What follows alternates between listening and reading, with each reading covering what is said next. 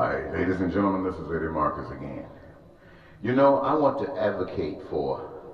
a civil war. To all of you who are here in Minnesota,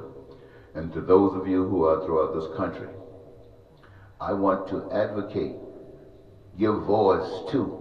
see if we can cause to happen a civil war, but not a war of violence, but a war of love. And let's see what would be the difference in the outcome as opposed to the one before. And when I talk about a war, a civil war of love, I'm basically focusing on those things that are common amongst all of us that helps promote peace and prosperity and happiness, that helps promotes the fulfillment of dreams, where everybody is glad to be alive. So what am I saying? Let us make sure that everyone, I don't care what your status is right now, if you got everything or you got nothing, let us come together and guarantee to one another that the resources that were given by what I call God, that's all embedded in the earth, on the earth, above the earth, seen or unseen,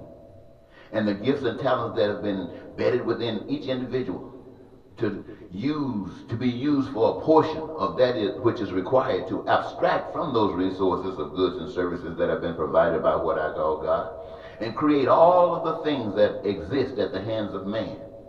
that we as human beings are sure that I don't care how old you are, how young you are, whether you are black or white, that not a single individual that requires food is absent food,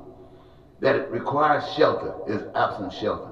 that requires education is absent education, that requires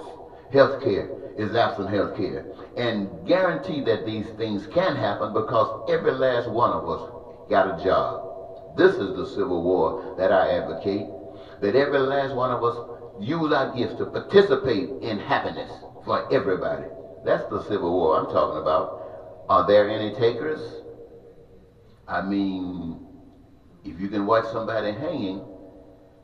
it should be easy to watch somebody live.